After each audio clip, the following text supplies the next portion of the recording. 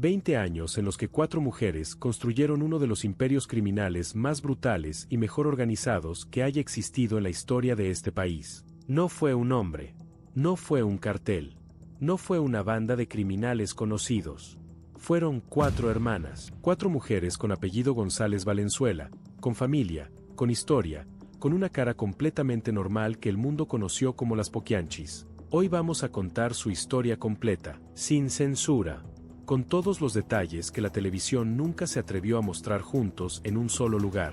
91 víctimas confirmadas. Aunque investigadores independientes y documentos de la época apuntan a que el número real pudo haber sido de 150, o incluso de 200 personas. Mujeres jóvenes engañadas con promesas de trabajo. Mujeres esclavizadas durante años. Bebés recién nacidos asesinados. Y un sistema de complicidades que involucró a policías, militares y políticos que sabían lo que ocurría y miraron hacia otro lado.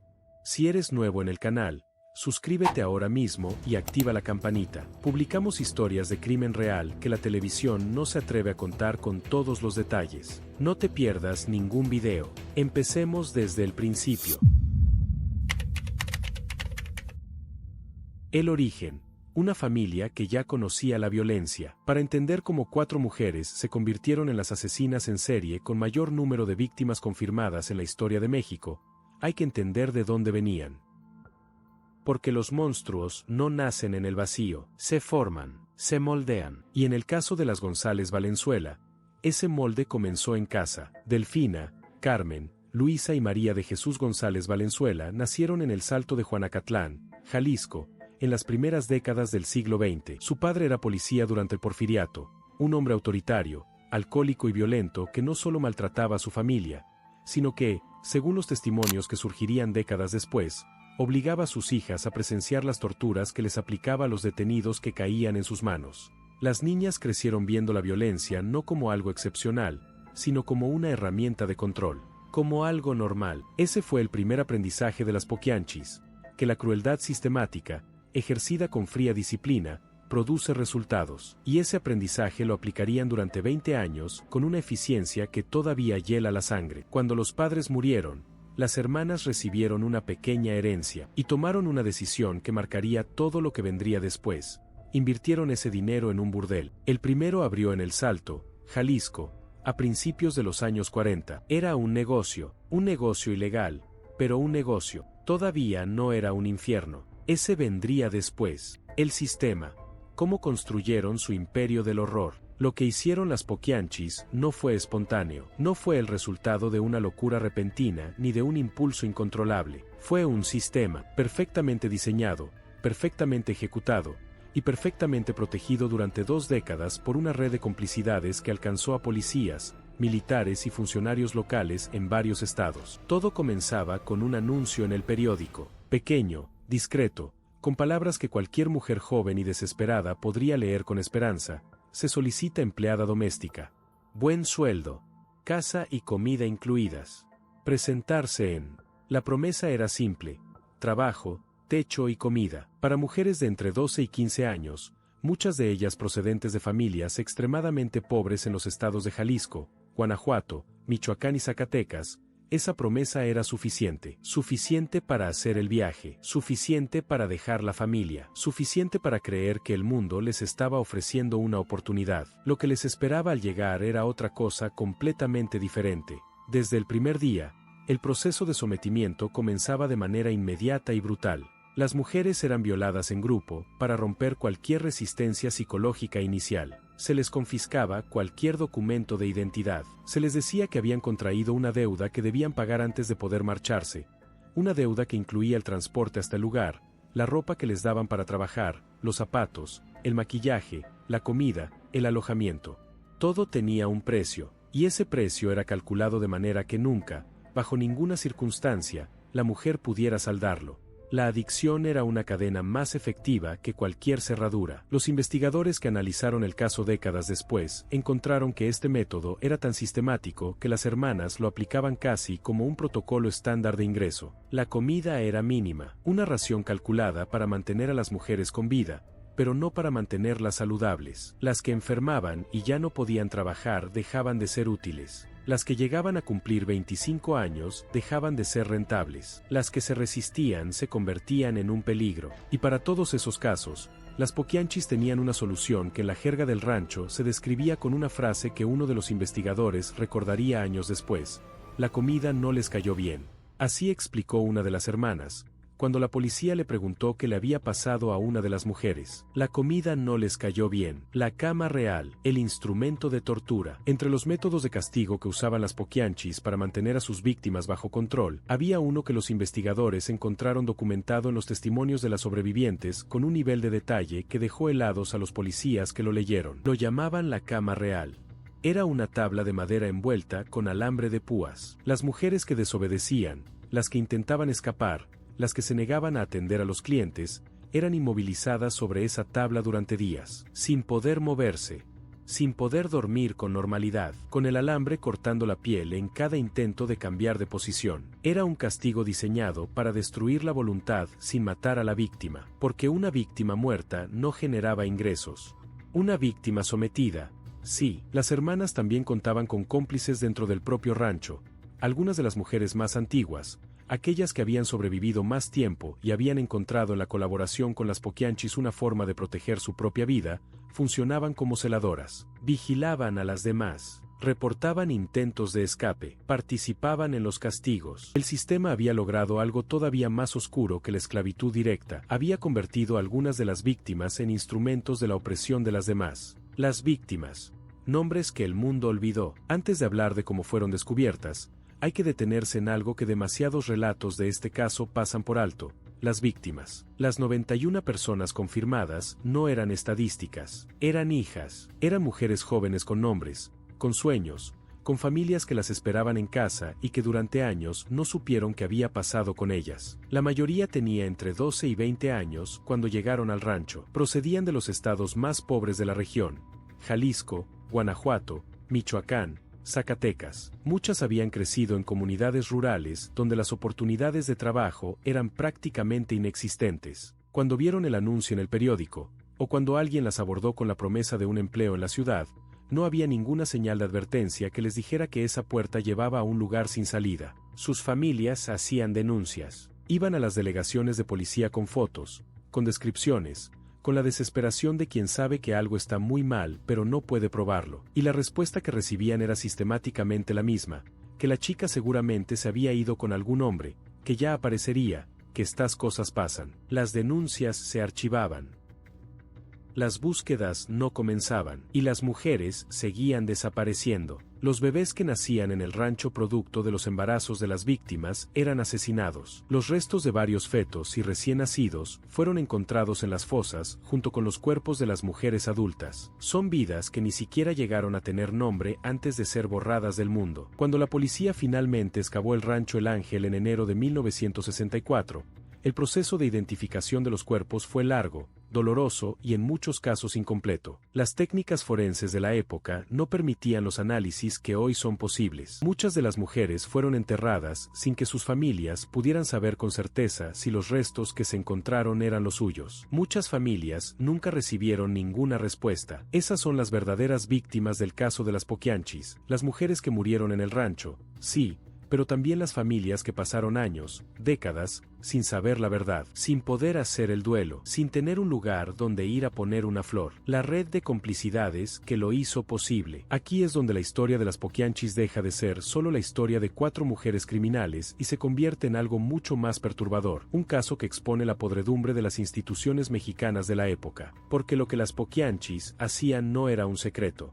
No podía serlo. Un burdel clandestino en el que trabajan docenas de mujeres, al que acuden clientes de la región, donde entran y no salen mujeres jóvenes, no puede operar durante 20 años sin que nadie lo sepa. Los testimonios recogidos durante el juicio revelaron que las poquianchis mantenían acuerdos con policías locales que les proporcionaban protección a cambio de pagos regulares. Militares de la zona frecuentaban el rancho como clientes y guardaban silencio. Funcionarios locales miraban hacia otro lado. Era una red perfecta de complicidad que había convertido el crimen en un negocio invisible, porque todo el mundo que podría haberlo detenido tenía algo que ganar de que siguiera funcionando. En 1962, El gobernador del estado de Guanajuato prohibió la prostitución en la entidad, pero eso no detuvo a las Poquianchis, simplemente las hizo pasar a la clandestinidad total. Cerraron las puertas visibles y siguieron operando en el rancho, cada vez más aisladas, cada vez más violentas, porque la presión de mantenerse ocultas hacía que el margen de error se redujera. Una mujer que intentaba escapar ya no era solo un problema operacional, era una amenaza de existencia, y esa amenaza se resolvía de la única manera que las Poquianchis conocían. Oye,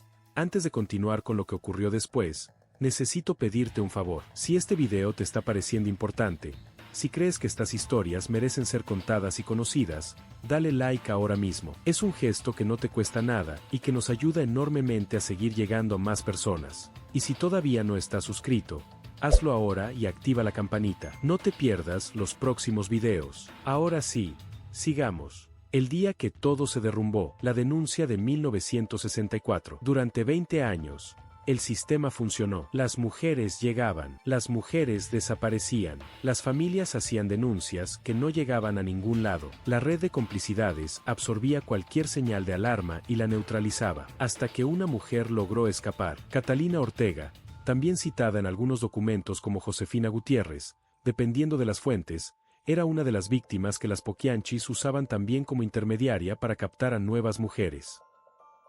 En enero de 1964, fue detenida por la policía de Guanajuato bajo sospecha de participar en el secuestro de mujeres jóvenes en el área. Durante el interrogatorio, para protegerse a sí misma, comenzó a hablar, y lo que dijo cambió todo. Habló del rancho, habló de las mujeres que habían llegado y nunca salieron. La policía, que en otros tiempos y con otras circunstancias podría haber archivado esa información, esta vez actuó. Los oficiales llegaron al rancho El Ángel, también conocido como Rancho San Ángel, en Purísima del Rincón, Guanajuato, y lo que encontraron al comenzar a excavar el terreno superó cualquier cosa que hubieran podido imaginar. 80 cuerpos de mujeres, 11 cuerpos de hombres, varios restos de fetos y bebés recién nacidos, todos en fosas clandestinas, algunos en estados avanzados de descomposición, otros más recientes. El número oficial confirmado llegó a 91 personas, aunque investigadores independientes, basándose en el testimonio de las sobrevivientes y en la extensión del tiempo de operación,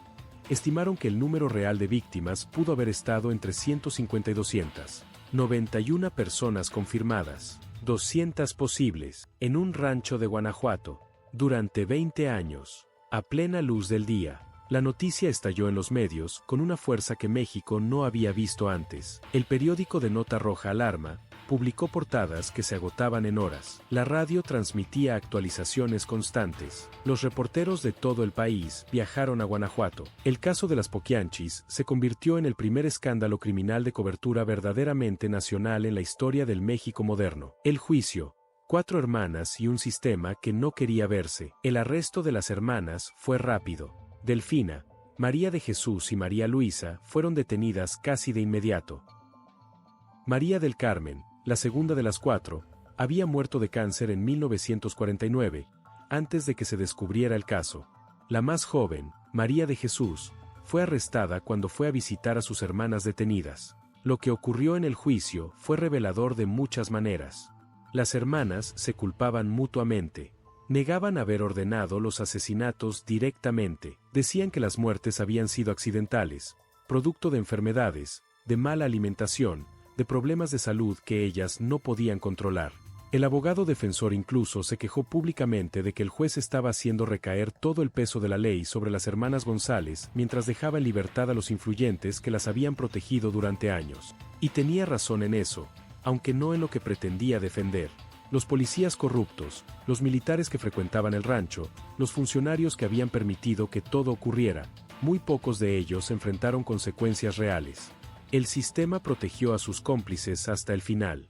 Las hermanas fueron condenadas a 40 años de prisión, la pena máxima permitida por la ley mexicana en ese momento, por delitos de lenocinio, secuestro y homicidio calificado. 40 años. Para 91 víctimas confirmadas. La matemática de esa sentencia dice más sobre el sistema de justicia de la época que cualquier análisis académico. El destino final de cada hermana. La historia de las Poquianchis terminó de manera diferente para cada una de las 4 hermanas, y cada uno de esos finales tiene algo que dice sobre lo que México hacía con sus criminales más notorios. Delfina González Valenzuela, la mayor y líder indiscutible del grupo, la que había abierto el primer burdel en los años 40 y construido el imperio que las demás heredaron y expandieron, murió en prisión el 17 de octubre de 1968. Tenía 56 años. La causa de muerte fue una hemorragia cerebral, provocada por el impacto de una cubeta con cemento que cayó sobre su cabeza mientras realizaba trabajos en el penal de Irapuato. Murió sin haber cumplido ni 5 años de su condena, sin haber dado una respuesta real a las familias de las 91 víctimas, sin haber reconocido nunca en su totalidad lo que había hecho. María del Carmen, la segunda hermana, se había salvado del proceso porque murió de cáncer en 1949, 15 años antes de que se descubriera el caso. Nunca fue juzgada. Nunca fue condenada. Las mujeres que murieron en el rancho durante los años en que ella participó activamente en el negocio nunca tuvieron a nadie que respondiera por ellas frente a una corte. María Luisa González Valenzuela, apodada Eva la Piernuda en los prostíbulos, murió en noviembre de 1984 en su celda del penal de Irapuato, a causa de un cáncer hepático.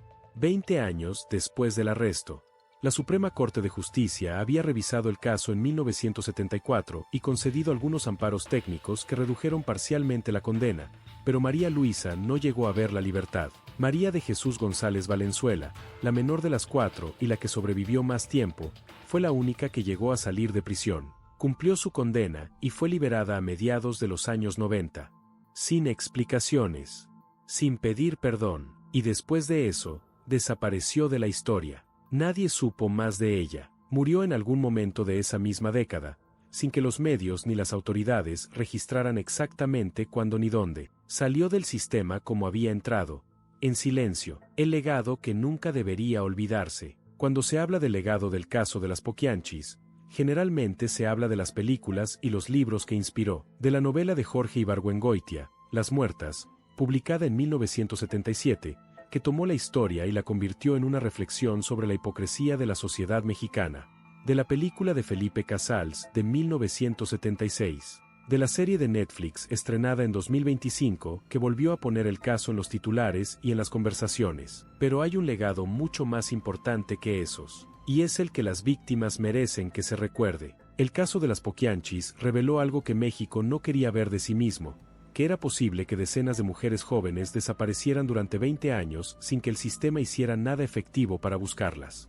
que era posible que una red de explotación, tortura y asesinato operara con la protección activa de quienes debían hacer la ley, que el valor de una mujer pobre, migrante, sin recursos, era tan bajo en el México de los años 50 que su desaparición no generaba ninguna investigación real. Eso no es solo la historia de 4 hermanas criminales. Es la historia de un sistema que decidió que ciertas vidas valían menos que otras. Y esa decisión tuvo 91 consecuencias confirmadas, y posiblemente 200 que nunca pudimos contabilizar porque nadie las buscó. Las Poquianchis no operaron solas. Operaron dentro de un sistema que las toleró, las protegió y se benefició de ellas durante 20 años. Eso es lo que el Guinness World Records no registró cuando las nombró como la asociación criminal más prolífica en número de víctimas de la historia. Eso es lo que muchas de las coberturas mediáticas del caso no quisieron subrayar porque señalaba a personas con apellidos y con cargos. Las mujeres que murieron en el rancho El Ángel no merecían ese final. Merecían un México que las buscara desde el primer día, que tratara su desaparición como lo que era,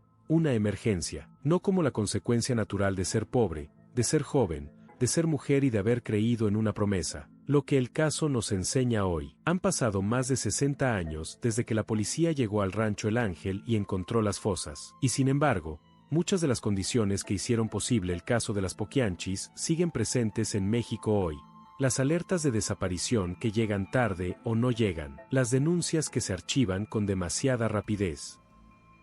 La desconfianza de las familias más pobres hacia las instituciones que deberían protegerlas.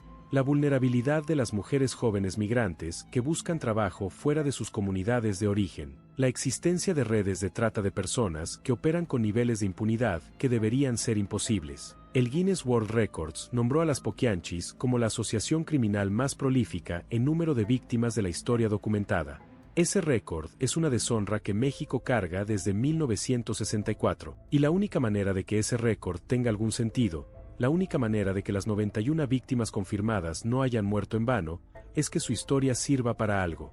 Para cambiar sistemas. para exigir más a las instituciones, para no aceptar como respuesta que una mujer joven que desaparece seguramente se fue con algún hombre. El caso de las Poquianchis no es historia antigua. Es un espejo, y lo que refleja todavía nos incomoda porque todavía nos reconocemos en él. Hay algo más que este caso revela y que pocas veces se analiza con suficiente profundidad: el papel de la prensa en la construcción de la narrativa criminal. Cuando el periódico Alarma cubrió el caso en 1964, sus ventas se dispararon de 140.000 a 5 millones de ejemplares en cuestión de días. El caso de las Poquianchis fue, en muchos sentidos, el primer fenómeno mediático criminal de la historia moderna de México. Y la forma en que los medios lo narraron fue reveladora.